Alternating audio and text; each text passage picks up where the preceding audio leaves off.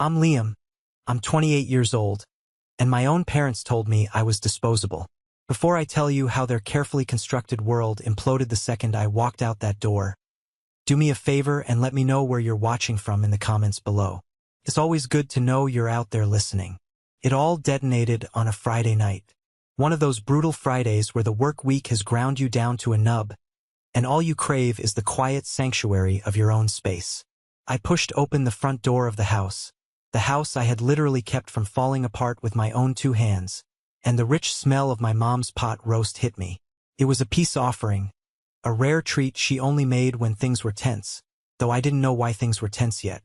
I dropped my keys into the heavy ceramic bowl on the entryway table, the one I'd bought on a whim 5 years ago because its solid weight felt permanent. Everything seemed normal on the surface, but there was an undercurrent, a strange tension in the air. And then I turned the corner into the living room, and my world tilted on its axis. There, sprawled on the deep blue sofa, my sofa, the one I had meticulously saved for, the one that had cost me a month's salary after the old one's springs finally burst, sat my younger sister, Chloe. She looked perfectly at home. Curled up beside her, with an arm slung possessively over the back of the couch, was her husband, Mark. His expression was a mixture of boredom and smug satisfaction. I froze, my hands still on the doorframe. Chloe was a comet, blazing into our lives at rare intervals before disappearing again. She hadn't been home in over a year. She was the family's golden child, the one who had kissed us all goodbye right after my grandfather's funeral to go chase her shimmering, important dreams, leaving me behind to wade through the wreckage of our family's grief. "Liam, you're home," my mother, Eleanor, chirped, bustling out of the kitchen. She was wiping her hands on her apron, her movements jerky and unnatural. Her smile was stretched a little too tight across her face, a brittle, fragile thing. My father, Richard, emerged from the back porch, wiping his own hands on his pants. His face was a mask of grim resolution, that stony, unreadable expression he always wore when a verdict had been reached and he was about to pronounce the sentence. "Chloe? Mark?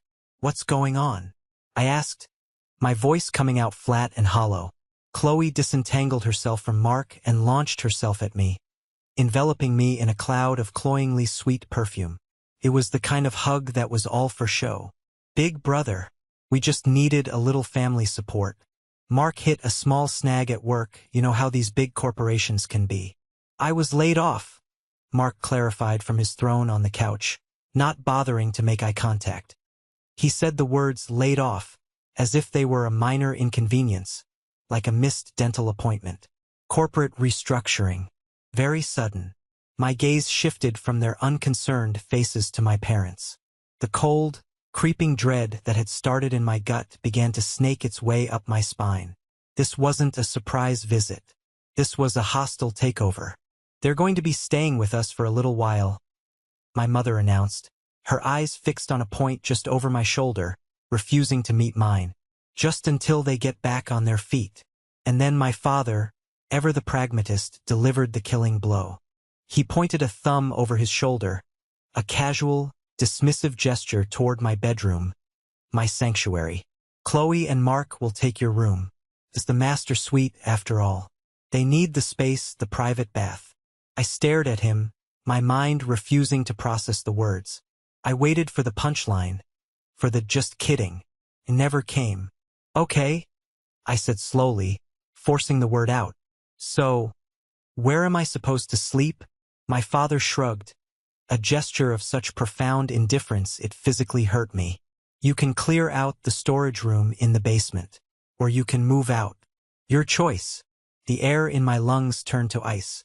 The storage room, a windowless, 10 by 10 concrete box filled with rusty paint cans, seasonal decorations, and the lingering smell of mildew. That's what I was worth. My mother stood there, wringing her apron, looking anywhere but at me. It was Chloe who twisted the knife, her voice bright and cheerful, utterly devoid of shame. "Hey, Mom says if you could be out of the room by tomorrow night, that would be amazing. Mark and I want to get a head start on redecorating over the weekend. We're thinking a whole new color scheme." I looked at their faces one by one. My sister, the smiling assassin. My parents, the silent executioners.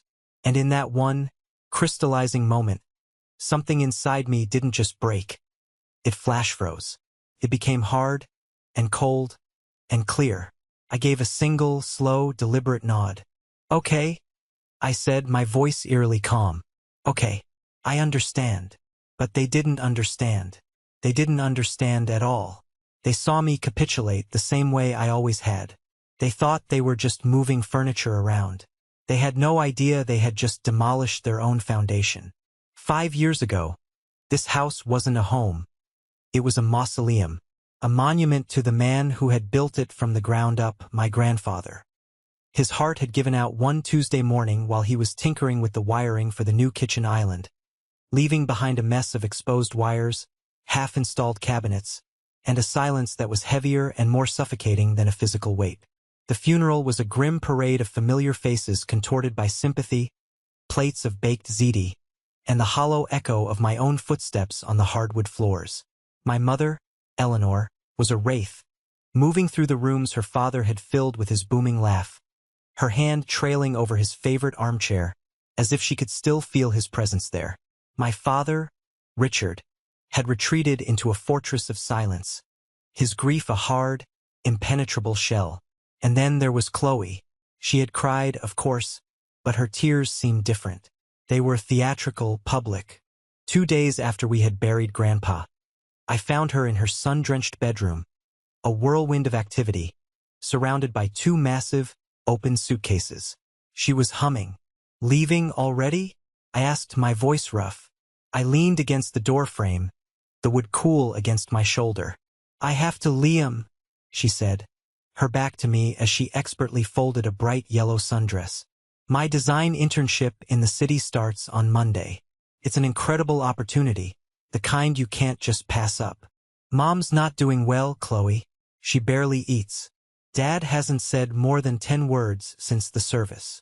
I know, and it's just horrible, she sighed, finally turning to face me. Her eyes were wide and full of what I now recognize as calculated sincerity. But I can't just stop my life. Grandpa would have wanted me to go. He always said I was destined for big things. She walked over and put her hands on my arms, her touch light and fleeting. Besides, you're so much better at all this stuff than I am. You know how to handle Dad when he gets quiet. You know what Mom needs. You can take care of them. She said it with such ease, such casual conviction. You can take care of them. It wasn't a request. It was a transfer of responsibility, a burden she was shrugging off her own shoulders and placing squarely onto mine. At the front door, she gave me a quick, air-kissed hug, her suitcases bumping against my legs. Call me every single day and tell me how everyone is, she chirped, a bright, false promise. And then she was gone, climbing into a taxi, leaving behind nothing but the faint scent of her expensive perfume and the weight of the entire world on my shoulders. I was left on the porch, watching the taxi disappear down the street, racing towards her exciting, untethered future. My own future, a promising junior engineer position in Seattle, suddenly felt a million miles away. That evening, the silence in the house was deafening.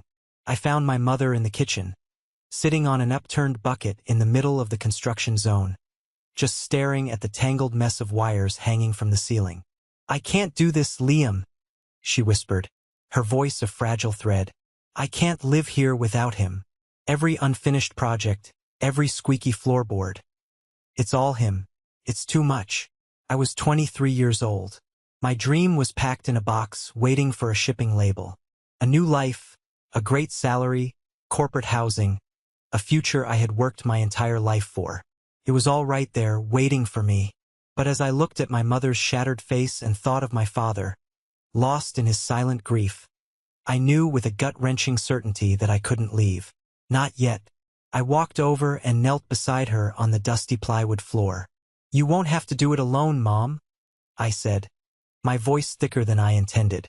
I'm not going anywhere. I'll stay. I'll finish the kitchen for you. I'll take care of everything. I promise. She collapsed against me, her sobs quiet and desperate, soaking the shoulder of my shirt. That was the moment my future changed. That night, I made the call to the firm in Seattle. I can still hear the disappointment in the hiring manager's voice. I told myself it was a temporary sacrifice, a short-term delay, just until they were stable, just until the gaping wound of grief started to scar over.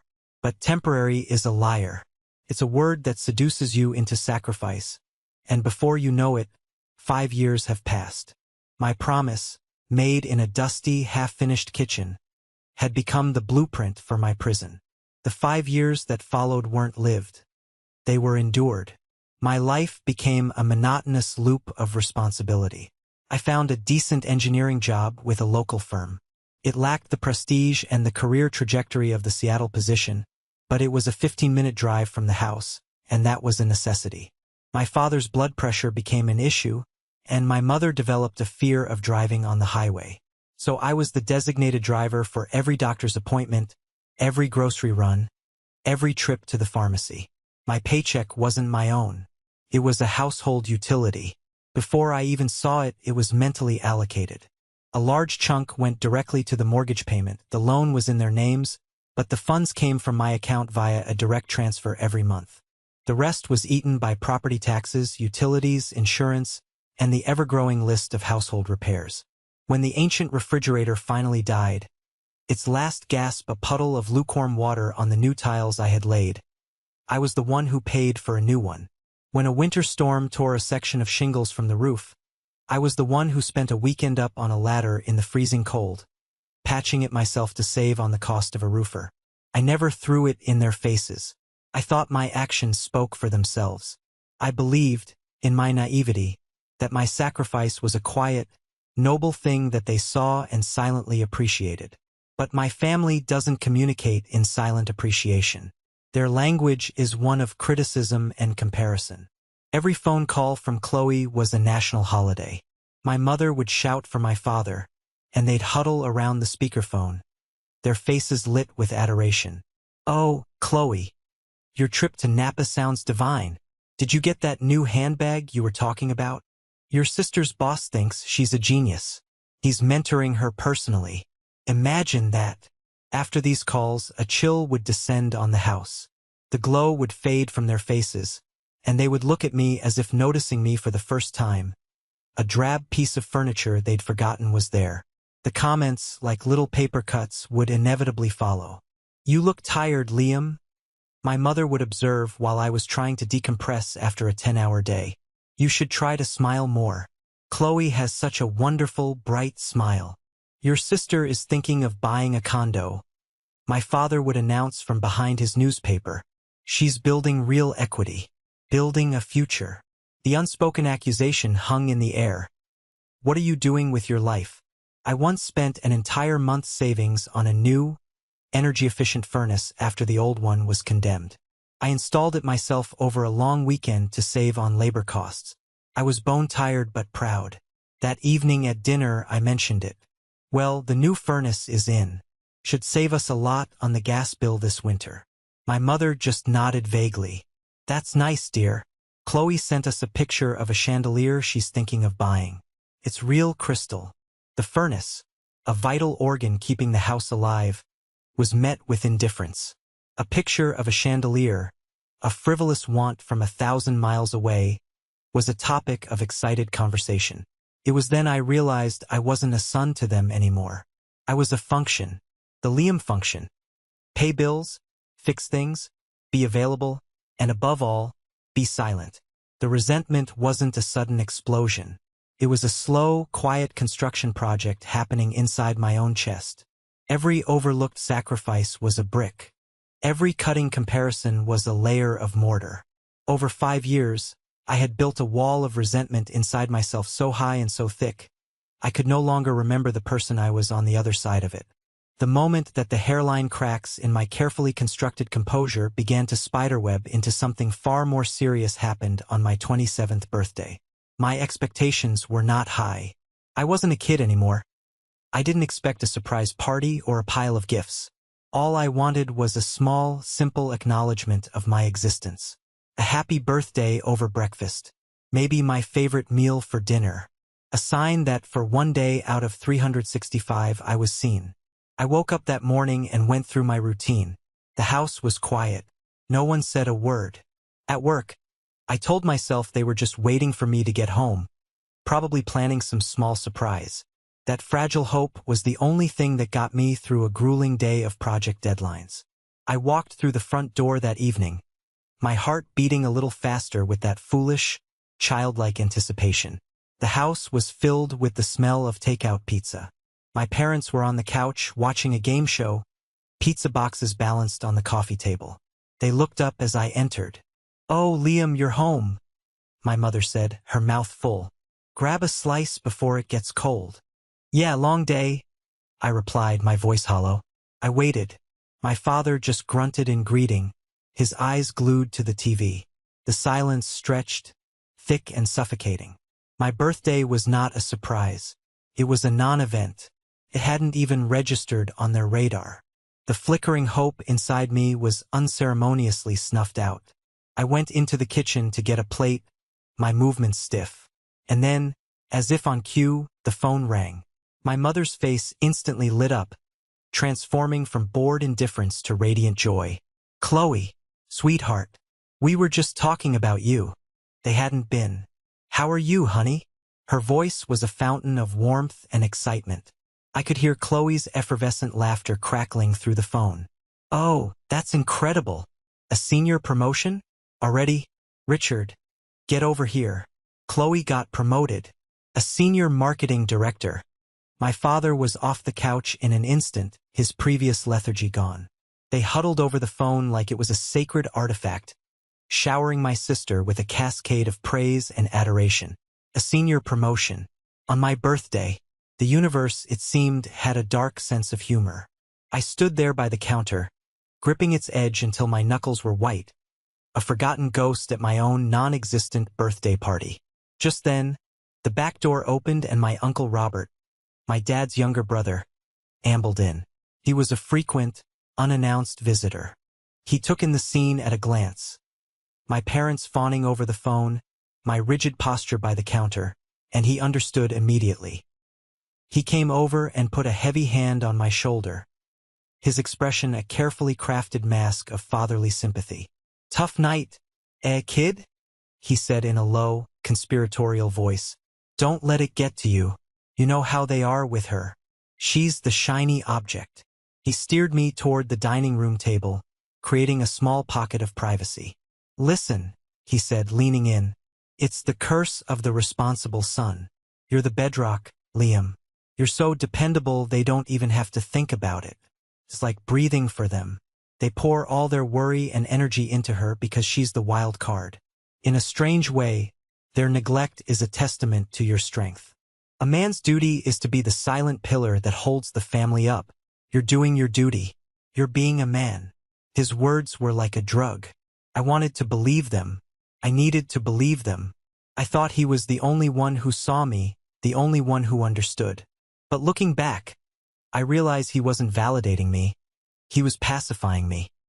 He was the warden of my prison, whispering soothing lies to keep the inmate from rattling the bars. I sat there, listening to the distant sound of my parents celebrating their absent daughter, and a cold, hard certainty settled in my soul. I wasn't the pillar of the family. I was the foundation, buried deep underground, bearing all the weight, and completely invisible. And on that day, I finally truly understood. In that house, shadows don't get to have birthdays. Back to the present. The shock of my father's ultimatum had curdled into a cold, hard stone of resolve in my gut. I spent a restless night in my own bed, feeling like a stranger in my own room. The next morning, the house was already humming with a chaotic, foreign energy. Chloe's energy. I walked into the living room, and it was as if a small tornado had touched down. Chloe's suitcases had exploded, their contents, brightly colored clothes, a bewildering array of shoes, and countless cosmetic bags, were strewn across every available surface. Mark was already firmly entrenched on the sofa. My sofa, his bare feet propped up on the polished wood of my coffee table, tapping away at his phone.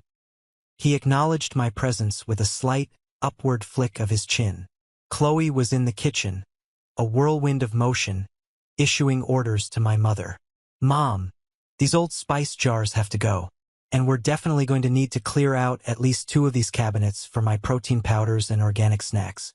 And this coffee maker," she said, pointing a finger at the machine I had bought just last year, "is an antique.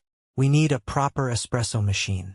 My mother, who would normally question me for half an hour if I so much as moved a salt shaker, was nodding with frantic eagerness.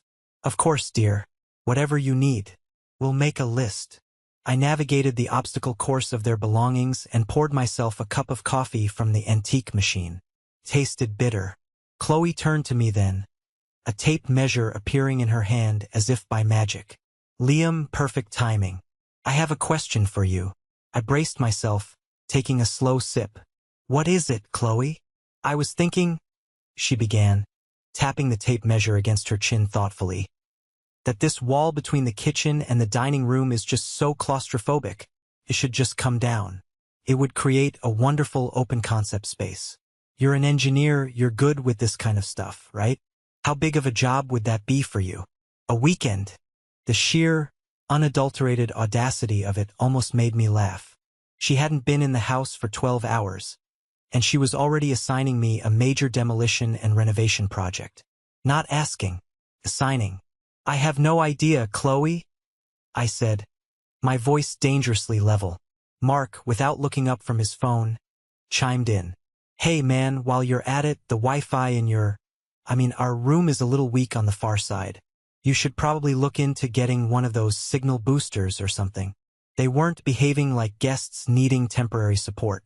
They were acting like new homeowners who had just discovered the previous tenant had left behind a live-in handyman.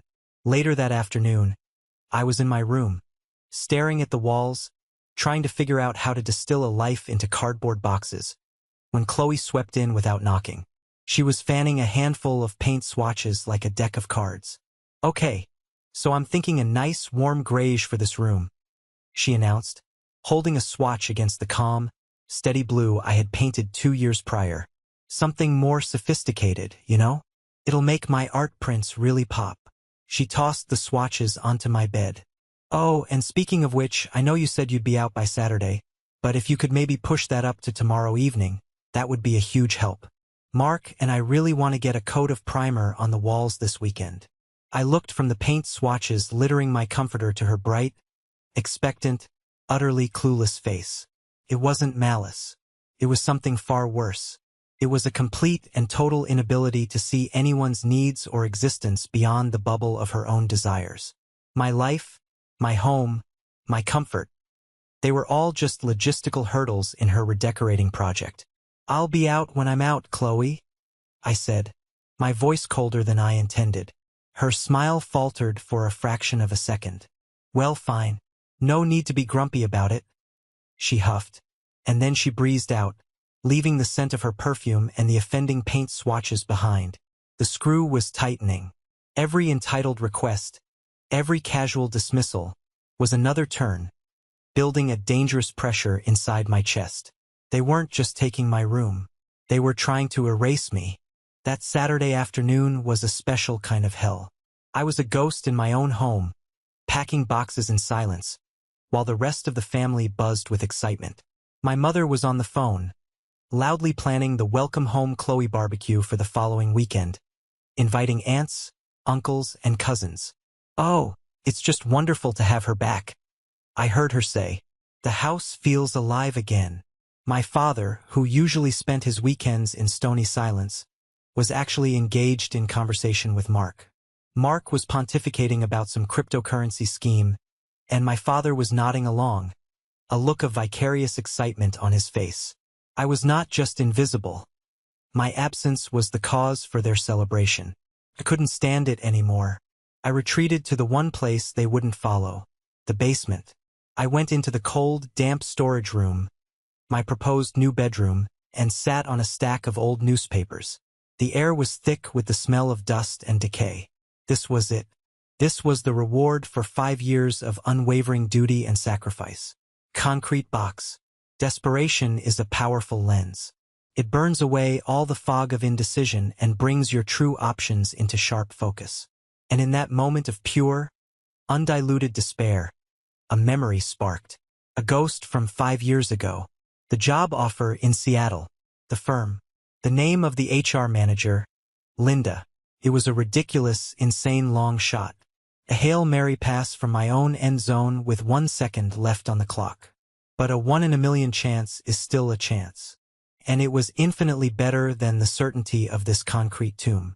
My fingers, slick with nervous sweat, fumbled with my phone. I found the company's number online, navigated the automated menu, and when a human voice answered, I asked for the HR department. Then, my heart pounding against my ribs, I asked for Linda. I fully expected to be told she no longer worked there. This is she, a calm, professional voice replied. My own voice was a dry croak. Hi, Linda. My name is Liam Evans. You probably don't remember me, but I was offered a position there about 5 years ago. I trailed off, the foolishness of the call washing over me. There was a pause.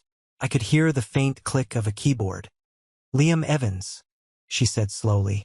From the university recruitment program. Of course, I remember. You interviewed with Mr. Harrison. He was quite taken with your final project. We were all very disappointed when you declined the offer. Mr. Harrison, the CEO. A powerful, intimidating man I had met for all of 30 minutes. Yeah, well, I stammered. I had to stay home for family reasons. Listen, this is gonna sound crazy, but that offer included a corporate housing option. I was just wondering, on the off chance, if that program still exists. I braced for a polite rejection.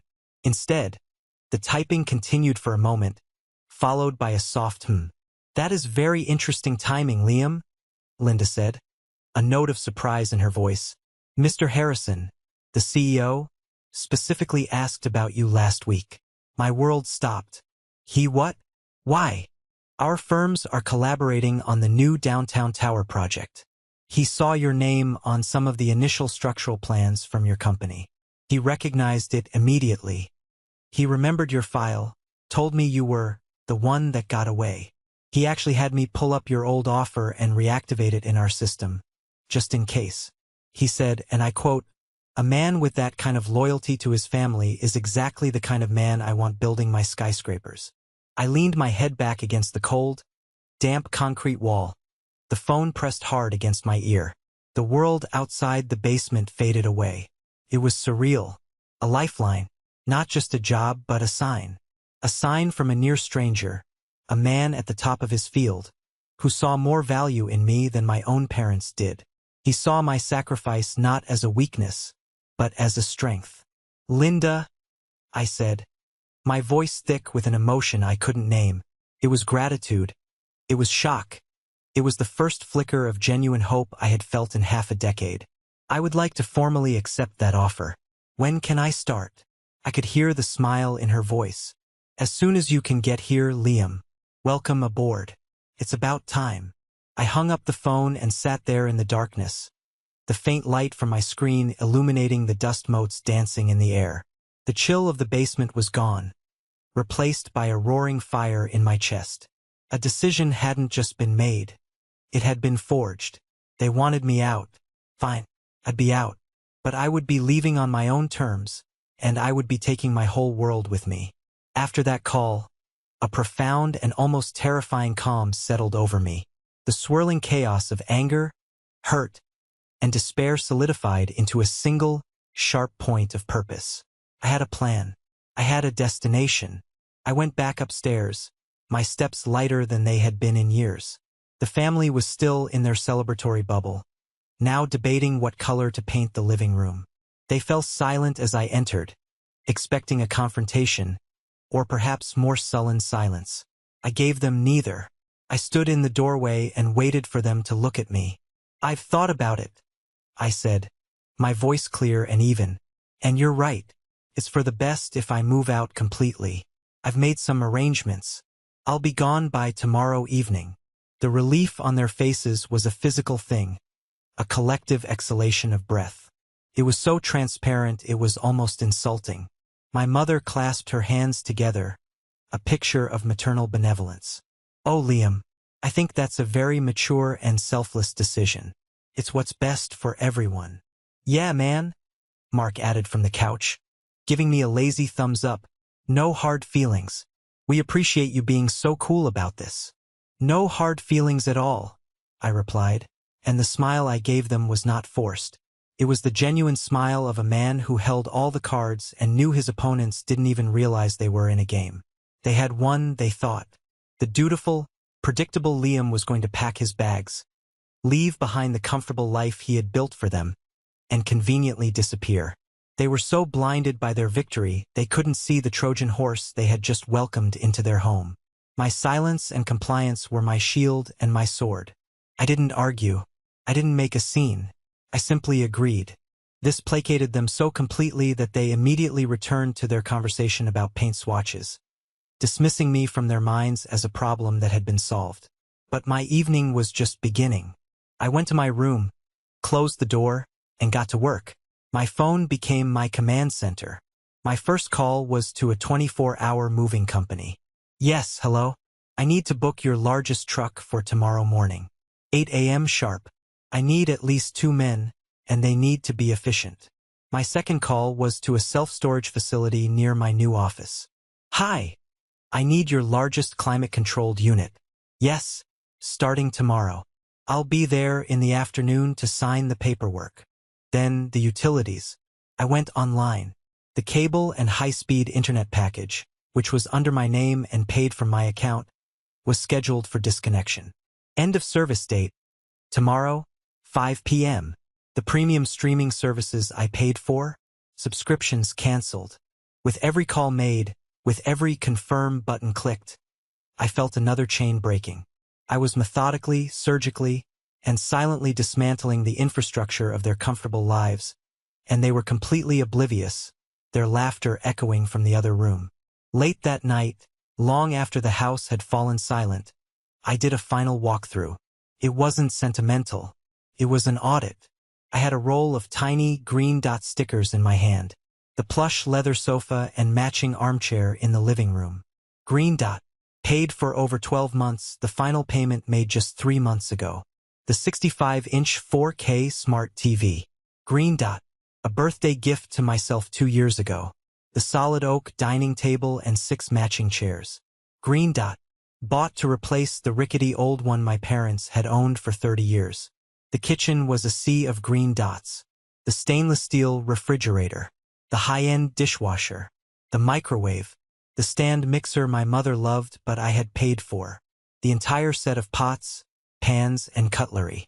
The washer and dryer in the laundry room. Green dots. For 5 long years, I had bled myself dry. My time, my energy, my finances, to turn this house into a home. A comfortable, modern, functioning home. I did it for them out of a misguided sense of duty and love. But they had made it perfectly, brutally clear. I was not part of the them that mattered. So I was taking my home with me. All the pieces I had bought and paid for. They were sleeping peacefully in their beds, dreaming of their bright future in my room. They had no idea that the very ground beneath their feet was about to disappear. The moving truck, a behemoth of a vehicle that groaned as it parked, arrived at precisely 8 o'clock Sunday morning. Its arrival was quiet, almost stealthy. The neighborhood was still asleep, including the new masters of my house. I met the movers, 2 strong, silent men named Gus and Sal, at the door with a box of donuts and 2 large coffees. "Morning, guys," I said, keeping my voice down. "The plan is simple. Everything with a small green sticker on it goes on the truck. Everything else, don't touch it.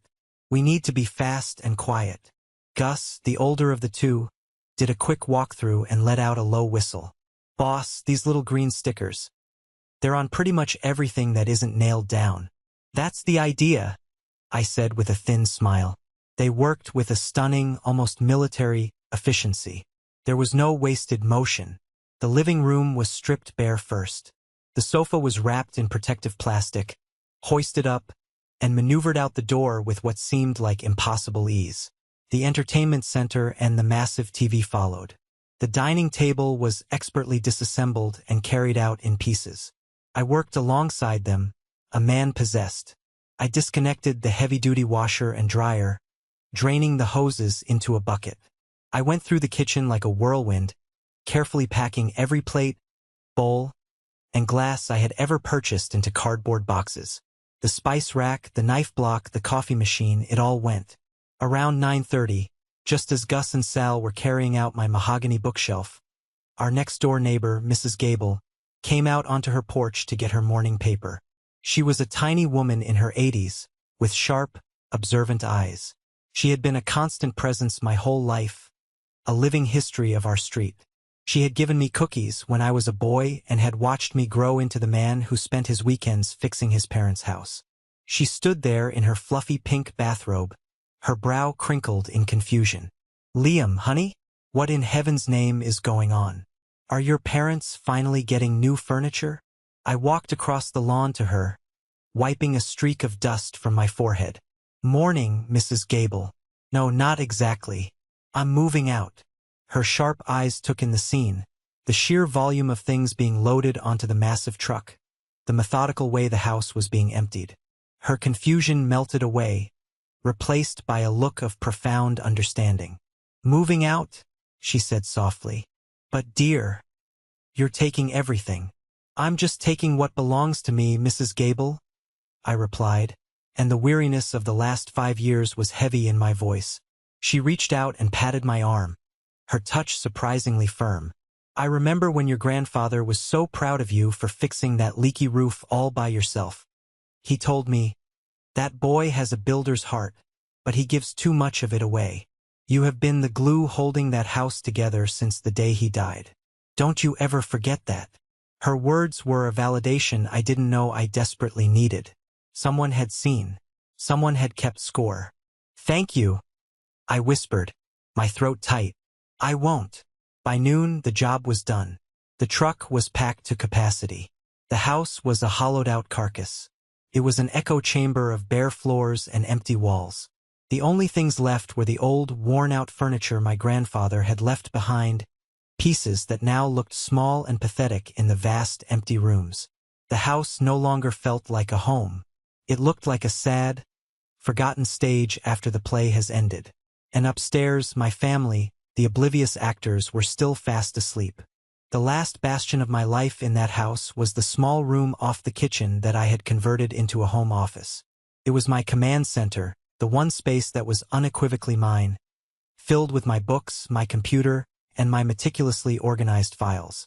As Gus and Sal made their final sweep, I focused on clearing out the last filing cabinet drawer. It was a junk drawer of sorts, filled with old receipts for tax purposes, warranties for appliances now on the truck, and miscellaneous paperwork. My hand was sweeping the contents into a trash bag when my fingers brushed against a thick, crisp manila envelope I didn't recognize. It was wedged at the very back. Unlike my own neatly labeled folders, this one had a simple, handwritten label, Household Finances, 2021. I frowned. This wasn't mine. I had managed my own finances, but I had given up trying to manage my parents' years ago. This must have gotten mixed in with my papers during some past tax season. My first impulse was to leave it. It wasn't my business. But something, a cold, calculating instinct that had been awakened in me over the last 24 hours, made me pause. I took the envelope and sat on the floor of the empty room. I opened the metal clasp and slid the contents out. It was a stack of my parents' joint savings account statements from 3 years prior. I remembered that year all too well. It was the year of Mark, the entrepreneur. He had quit his perfectly good sales job to launch his own digital marketing consultancy, a vague and ill-defined venture that seemed to involve a lot of time at the golf course. Chloe had been insufferably proud, telling everyone her husband was a visionary. My eyes scanned the columns of deposits and withdrawals, and then I saw it. One single transaction on the May statement, a withdrawal, an enormous one, $50,000. My breath caught in my throat. I remembered that spring vividly. My parents had suddenly become incredibly stressed about money. They had complained about an unexpected property tax hike and a jump in their insurance premiums. They'd been so convincing that I had voluntarily increased my monthly contribution to the household, taking on the full cost of the gas and electric bills to help them out. But this single line item on this forgotten bank statement told a different story. The account, which had held their life savings, my grandfather's legacy, had been drained to just a few $100s. A $50,000 withdrawal, right at the exact time their new son-in-law, Mark, was launching his dream. It was a puzzle piece. I didn't know the full shape of the puzzle yet, but I knew this piece was critical. It felt heavy in my hand, dense with secrets and lies. The old Liam would have put it back, ashamed of prying. The new Liam, the one who was currently evacuating his life, folded the statement with clinical precision and slipped it into the inside pocket of his jacket. It lay against my chest, a cold square of truth. "That's the last of it, boss," Gus said from the doorway, startling me. "We're all loaded up, ready to hit the road." I stood up and took one final, sweeping look around the hollowed-out house. I walked into the kitchen and placed my set of keys on the bare, stained countertop. They made a small, lonely sound in the vast silence. Then I walked out the front door, pulling it shut behind me. I didn't wait for the click. I didn't look back. I got in my car and followed the moving truck down the street, driving away from my past and towards an unknown future, leaving behind a ticking time bomb set to detonate the moment my family finally woke up to the nightmare they had created. The first call came at 2:17 p.m. I know the exact time because I was just plugging in my television in my new apartment. It was a clean, minimalist space on the 7th floor, with a wide window that looked out over the city skyline. It was smaller than the house, but it was mine. Gus and Sal had just left, after I'd given them a generous tip for their stealth and efficiency. I was unboxing my coffee maker, the symbol of a new morning, when my phone screen lit up with my mother's face. I stared at it for a moment, then pressed the ignore button. A minute later, it buzzed again. My father. I ignored that one, too. Then came the barrage of texts from Chloe. They were a masterclass in escalating panic. The first, all caps, "Where is all the furniture?" The second, 30 seconds later, "Liam, this isn't funny. Did you get robbed?" The third, a minute after that, "Wait, you did this. You took everything. Call me right now." I read the texts, a strange sense of detachment washing over me. I took a deep breath and blocked her number. Then I blocked my parents' numbers. The ensuing silence was the most profound and peaceful sound I had ever heard. I spent the rest of the day in a blur of activity, unpacking boxes, arranging furniture, creating a home from the pieces of my old life. I ordered a pizza from a local place, drank a cold beer straight from the bottle, and for the first time in 5 years, I felt completely and utterly at peace. That peace was shattered at 10 o'clock the next morning. I was at my new desk, in my new office, a sleek, modern space humming with productive energy. My new boss, David, a sharp, no-nonsense guy who had been the one to recommend me to the CEO, was walking me through the schematics for the downtown tower project. My career was starting for real this time. Suddenly, the soft voice of the receptionist came through my desk phone's intercom. "Liam, I'm sorry to bother you, but there's a family here in the lobby to see you. A Richard, an Eleanor, and a Chloe. They seem quite agitated." My blood turned to ice water. How in the world did they find me? I hadn't told a soul where I was working except for... Oh no. David saw the color drain from my face. "Everything okay, man?" "Yeah." I lied, my voice tight. "Just some unexpected family drama. Could you please tell them I'm in an all-day meeting and can't be disturbed?" The receptionist relayed the message. It was like throwing a match on a puddle of gasoline. I could hear my father's voice bellowing even from down the long hallway. "I don't care if he's in a meeting with the Pope. You get my son out here right now." The entire office went silent. Heads popped up over cubicle walls. It was a corporate nightmare. Within moments, 2 building security guards were briskly walking toward the lobby. I couldn't bear to watch, but I couldn't look away. I saw them from the end of the hall, escorting my fuming, gesticulating family out of the glass front doors. My mother was sobbing hysterically. Chloe looked like she was spitting fire. My father's face was a mask of pure, murderous rage. The humiliation was a physical wave that washed over me. My new colleagues were studiously avoiding my eyes. My professional life had begun with a three-ring circus of my family's making. During my lunch break, a break I took in my car just to get away, I called Michael, my so-called best friend since kindergarten, the only person I had trusted with the news of my escape. "Michael, what did you do?" I asked, no preamble. He had the grace to sound ashamed. "Look, Liam, I'm sorry." Chloe called me. She was frantic. She said you just vanished, emptied the house, and they were all worried sick that something terrible had happened to you. And you fell for that? After everything I've told you over the years. She started talking about some big family inheritance that was about to be paid out. He stammered, his voice weak. She said there had been a huge misunderstanding and that if I helped her get in touch with you to clear it all up, she would make sure I was handsomely rewarded. Man, you know I've got all that student loan debt. The betrayal was so venal, so cheap, it almost made me laugh. He had sold our 20-year friendship for a lie, for a phantom payday whispered by a manipulative narcissist. "Wow," I said softly. "Just, wow." I hung up the phone and blocked his number, too. My world was shrinking, but the people left in it were solid. That evening I knew I couldn't hide. This had to end. The confrontation was inevitable, and it would be better on my terms, not in the lobby of my new job. I drove to the old house, the one that was no longer mine. Their car was in the driveway. I sat in my car for a long moment, took a deep breath, and felt the crisp edges of the folded bank statement in my jacket pocket. It was my only weapon. I got out, walked up the familiar path, and rang the bell. My father ripped the door open so hard it banged against the wall. His face was a thundercloud, his eyes spitting lightning. "You have a hell of a lot of nerve showing your face here after embarrassing me at your new job," he snarled. "I came to finish this," I said, my voice unervingly calm. I stepped past him into the cavernous living room. The emptiness was shocking. Their few remaining pieces of furniture looked like sad, forgotten relics in a museum of failure. My mother and Chloe were sitting on the dusty floor, their faces stained with tears and rage.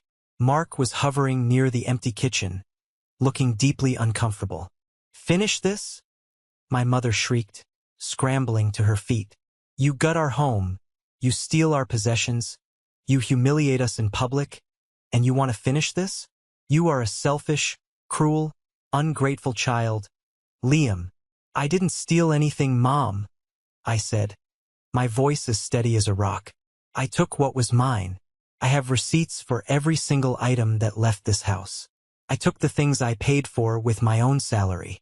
The salary I earned while I was also paying your mortgage, your utilities, and buying your food. For 5 years. We gave you a roof over your head. We let you live here," my father boomed, his face turning a dangerous shade of red. "Did you?" I shot back, the ice in my veins finally starting to burn. "Or did I keep a roof over yours? Who climbed up on that roof in a storm to patch the leak? Who paid the $1,000 property tax bill last year when you said you were short? Who paid for the food in the pantry that you're going to eat for dinner tonight?" A thick, damning silence filled the room. They had no answer because the truth was an inconvenient stranger. It was Chloe who finally broke the standoff, her voice a low, venomous hiss. "This is all just a game to you, isn't it? You did this to be cruel. You did this to ruin everything for us. Right when we finally came home. Right when we needed our family's support the most." She took a step toward me, her hands clenched into fists at her sides. "What is wrong with you? We came home, and you do this. Mom and Dad promised us. They promised us the money from Grandpa's inheritance was here, waiting for us. Was this your sick plan all along? To steal that too?" And there it was, the word, inheritance, the real ugly reason for their homecoming. It wasn't about family support. It was never about love. It was about a payday. A slow, cold, humorless smile touched my lips. I reached into my jacket pocket, my movements deliberate. I pulled out the folded, worn bank statement. I held it out to her between my thumb and forefinger. "What inheritance, Chloe?" I asked softly. She snatched the paper from my hand as if it were a winning lottery ticket. I watched her face as she read it. It was a fascinating, terrible spectacle. Her eyes, wide with greedy anticipation, scanned the page. I saw the moment her brain registered the date 3 years ago. I saw the confusion as she scanned the columns. And then I saw the exact moment her eyes landed on the $50,000 withdrawal and the near-zero balance at the bottom. The color drained from her face. The paper trembled in her hand. This is from 3 years ago," she stammered, looking up, her eyes wild with panic. "It says, the account is empty. This is fake. You faked this." She whirled around, shoving the paper at our parents. "He's lying, isn't he? He's a liar. Dad, tell me he's lying." My father stared at a spot on the bare floor, his jaw working silently. My mother dissolved into pathetic, gulping sobs. "The inheritance is gone, Chloe," I said, my voice cutting through my mother's cries. "It's been gone for a long, long time, and I think we all know where it went." My eyes flicked over to Mark, who suddenly looked like he wanted the floor to swallow him whole. $50,000. That's a heck of a seed investment for a digital marketing consultancy. Isn't it, Mark? The final, ugly truth hung in the air, thick and poisonous. Chloe looked from my face to Mark's, then to our weeping mother and silent father. The betrayal dawned on her face, a slow, horrifying sunrise of understanding. You told me the money was here," she whispered, her voice cracking. "You let us lose our apartment. You told us to come home, that everything would be okay. You lied to me," and my mother, through her shuddering sobs, finally gave up the ghost. "We just wanted you home, sweetie. We missed you so much. We knew Mark was having a hard time, and we just wanted to help our little girl." They had set a trap for her, baited with my grandfather's legacy. A trap to get their golden child back, no matter the cost, no matter who got hurt in the process. This was the moment that changed everything, when I finally took back control of my own life. Thank you for sticking with me to this point. You are amazing. Do me a favor and hit that like button and comment the number 1 down below, just so I know you made it this far with me. It doesn't just help more people find this story. It lets me know that my experiences mean something to someone out there. Your support is the biggest reason I can keep sharing the rest of this journey. My mother's confession was the spark that ignited the powder keg. The unified front of my family, their collective rage directed at me, shattered in an instant. The anger, now without a target, turned inward, and they began to devour each other. Chloe was a woman possessed. She advanced on our mother, her face a twisted mask of rage and betrayal. "You wanted me home? You missed me?" she screamed, her voice cracking.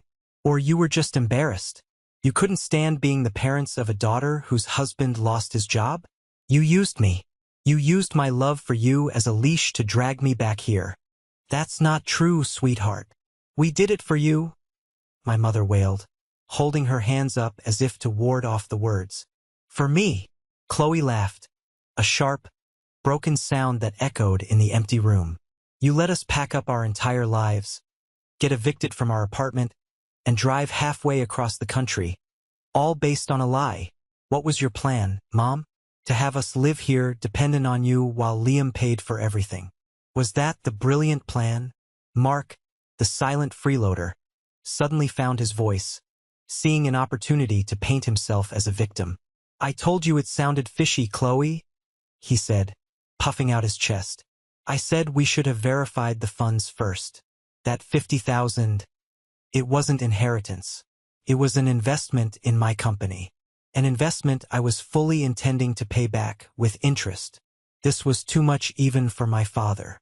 He finally erupted, turning the full force of his fury on Mark.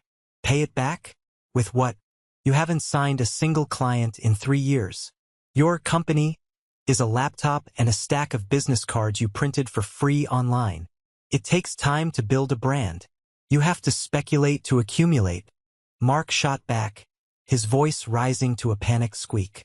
"It takes money to pay the mortgage," my father roared, taking a menacing step toward him. "Money you took from us. From my father's legacy." It was a spectacular, ugly implosion. A ballet of dysfunction. They were a pack of wolves, turning on each other now that the original prey had escaped. Years of buried resentments, of unspoken disappointments, came spewing out in a torrent of vitriol. Chloe accused my parents of always using money to control her. My mother accused my father of being weak and letting Mark walk all over him.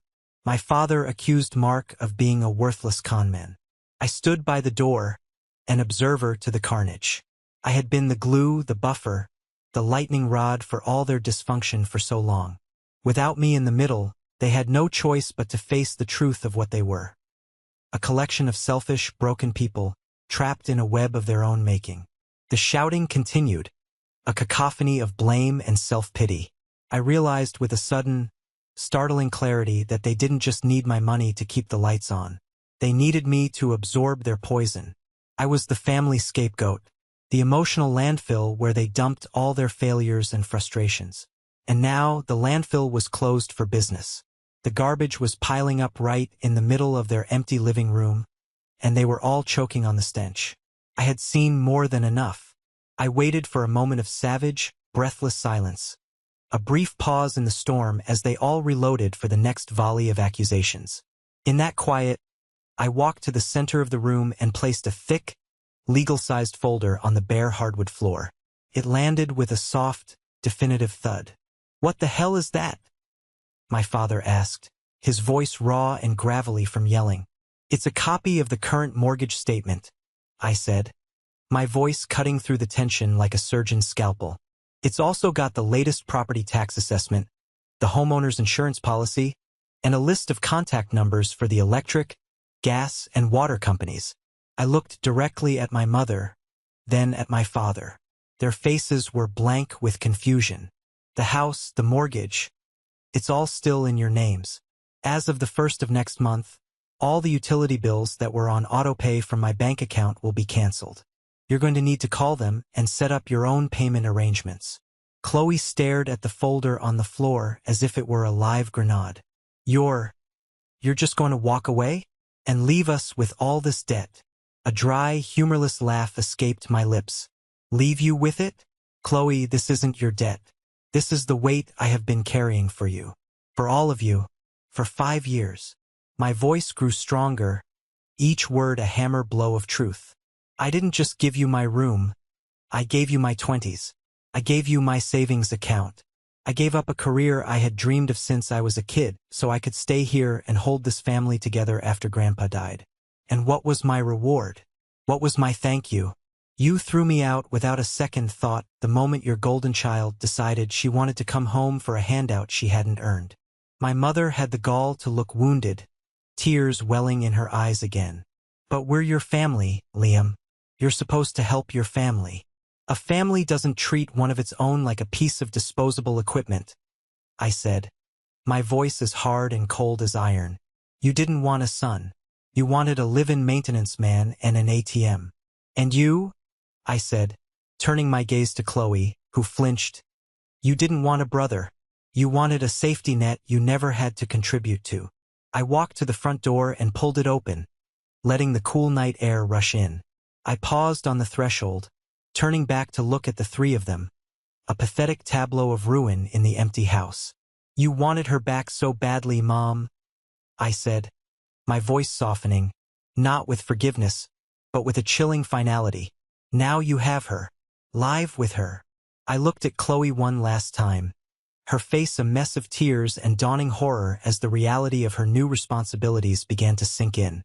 "Take care of them," I said. "It's your turn to be the responsible one." And then I turned and walked out into the darkness. I didn't slam the door. I didn't need to. I got in my car, started the engine, and drove away. I never once looked in the rearview mirror. There was nothing back there for me anymore. The 4 months that followed were an education in what it feels like to breathe. Without the crushing weight of my family's needs, their expectations, and their constant, subtle belittling, the world felt lighter. The air seemed fresher. Colors looked brighter.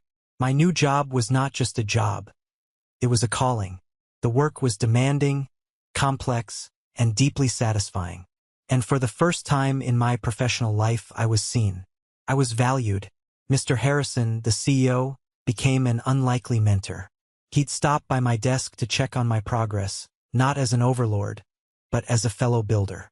Loyalty and a strong foundation, Liam, he told me once, clapping me on the shoulder after a successful project review. That's what makes a skyscraper stand, and it's what makes a man stand tall. We're glad to have you. Words like that from a man like him were the validation my own father had never given me. I didn't just work hard. I thrived. I poured all the energy I had once spent on fixing leaky faucets and placating my mother's moods into my career. My boss, David, became more than a colleague. He became the brother I never really had. We'd grab beers after a long week, and I'd slowly, hesitantly, tell him pieces of my story. He never offered cheap pity. He'd just listen, shake his head, and say, "Man, that's messed up. Good for you for finally choosing yourself." I was building a new life, brick by brick, just as I had once rebuilt that old house. But this time, the blueprint was my own. I explored the city, found a small gym, and started the clumsy, awkward process of dating again. I was discovering Liam. Not the son, not the brother, not the handyman. Just Liam. And I was starting to like him. One rainy afternoon, David walked over to my desk, holding his phone out. "Dude, check this out," he said, his voice low. It was a real estate listing. For my old house. A cheap for sale sign was hammered into the lawn I had meticulously kept free of weeds. The online description was a masterpiece of desperate real estate jargon. Charming fixer-upper with great bones. A blank canvas awaiting your personal touch. Tons of potential. I clicked through the photos. The house was a ghost. Still mostly empty. The bare rooms looked sad, cavernous, and cold. They hadn't even bothered to repaint my old room. The calm blue was still on the walls, a silent testament to a life that had been erased. "Guess they couldn't swing it," David said quietly. "I guess not," I replied, a strange cocktail of melancholy and vindication swirling in my chest. That house held so much of my history, so much of my pain. But seeing it like this, a hollowed-out shell being sold at a discount, I felt a final sense of closure. It was never really mine to begin with. A few weeks later, the for sale sign was replaced by a sold sign. I heard through the neighborhood grapevine that they had sold it at a steep loss, just enough to pay off the bank and escape foreclosure. The family I had left behind was spiraling. My mother was working as a receptionist at a dental clinic. My father, his pride shattered, was a night security guard at a warehouse. And Chloe, the golden child with the brilliant future, was a waitress at a 24-hour diner. Her designer handbags traded for a stained apron. They were all crammed into a small, run-down two-bedroom apartment by the highway. The irony was not lost on me. They had offered me a concrete box in the basement, and now the three of them were living in one.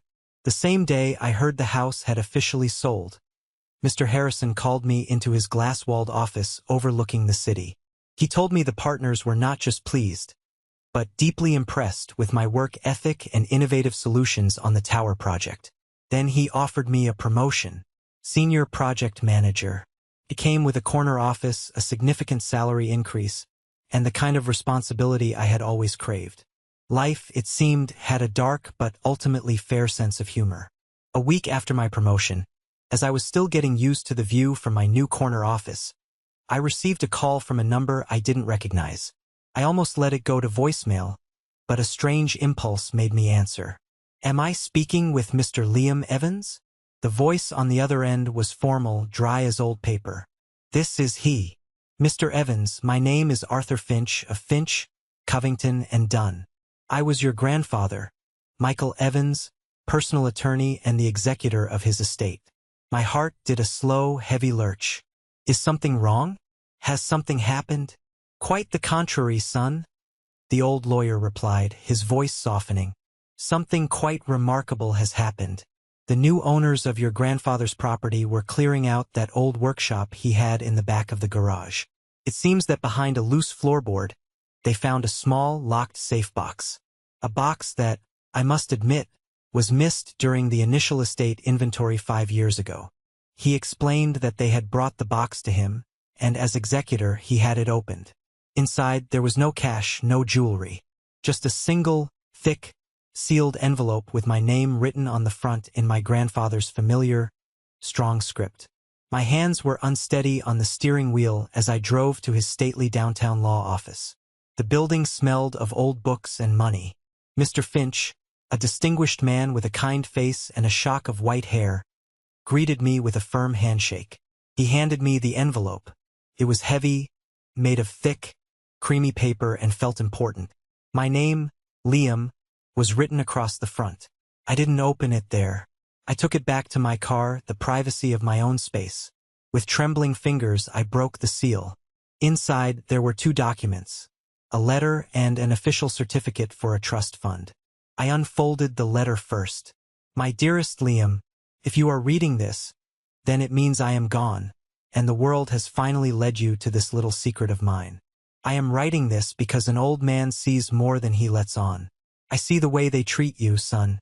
I see how your parents are so dazzled by your sister's fireworks that they fail to see the steady, burning flame right beside them. I see the weight they let you carry, a weight that is not yours, but you carry it anyway because you have a good and noble heart. They are my children, and I love them, but they are flawed. They are blind to the quiet strength, the unwavering loyalty that you possess. I watched you that summer you were 16, when you gave up your days with your friends to reshingle this very roof because you knew I couldn't do it myself. I saw you, time and time again, quietly putting your own needs aside for the good of this family. You have a builder's heart, Liam. A creator's heart. Don't you ever let their blindness make you doubt the light you carry. I have left the house to your parents. It is their home, but I have set this aside for you and only for you. It's not a king's ransom, but it is a foundation that is yours and yours alone with no strings attached. Use it to build your own house, your own life, your own dream. Be your own man, free from the shadows of this family. You have earned this and so much more. Always know that your old grandpa saw you, and he was so proud. Love, Grandpa. I leaned my forehead against the cool glass of the steering wheel, and a dam inside me that had stood for 28 years finally broke. I wept, not for the pain, not for the anger, but for the sheer, overwhelming relief of being seen. The trust fund was significant, a final, generous gift from the man who had taught me how to build. But it was the letter that was the real inheritance. It was the validation I had spent my entire life starving for. My sacrifice hadn't been in vain. It hadn't been invisible. My grandfather, the man I admired most in the world, had seen everything, and he had made sure I knew it. It's been a full year now. A year since I walked out of that hollowed-out house and into my own life. The quiet that once felt like loneliness now feels like peace. The solitude that once felt like isolation now feels like freedom. I used the money my grandfather left me not for something flashy or extravagant, but for a down payment on a small, well-built condo of my own. It's on a high floor, with a balcony that looks out over the mountains. It is my foundation, built on love and recognition, not on obligation and resentment. My work continues to be my passion. The promotion has led to more responsibility, bigger projects, and a sense of accomplishment that is entirely my own. I'm building things that will last, tangible structures of steel and glass that will change the city's skyline. It feels like I'm finally doing what I was always meant to do, using my builder's heart for its intended purpose. The silence from my family has been absolute. I know, through the whispers of the neighborhood grapevine, that their life is a struggle. They are trapped together in that small apartment, a cramped prison of their own making, working jobs they hate to make ends meet. Sometimes, late at night, I feel a faint echo of something. Not guilt, but a distant, abstract sadness for the family we could have been, for the love that was squandered. But I know, with a certainty that has settled deep in my bones, that you cannot build anything lasting on a foundation of lies. I learned the hardest and most valuable lesson of my life that weekend. I learned that sometimes the most profound act of love is not staying, but leaving. The most important boundary you can set is the one that protects your own soul. You cannot set yourself on fire to keep others warm. I spent 5 years as human kindling, and all I have to show for it are the scars. They thought I was a disposable part of the house, a fixture they could remove and replace at will. They never understood that I wasn't a fixture. I was the load-bearing wall. And when I removed myself, the whole unstable structure came crashing down. The anger is gone now, burned away by time and distance. In its place is a quiet strength. I am free. Free from the crushing weight of their expectations. Free from the long shadow of the golden child. I am no longer just a son or a brother. I am Liam, the builder. And for the first time in my entire life, that feels like everything I ever need to be. Thank you for listening to my story. I hope it resonated with you in some way. Have you ever been in a situation where you had to choose between your family and your own well-being? Share your story in the comments below. And please, don't forget to like this video and subscribe so you don't miss what I share next. Your support truly means the world.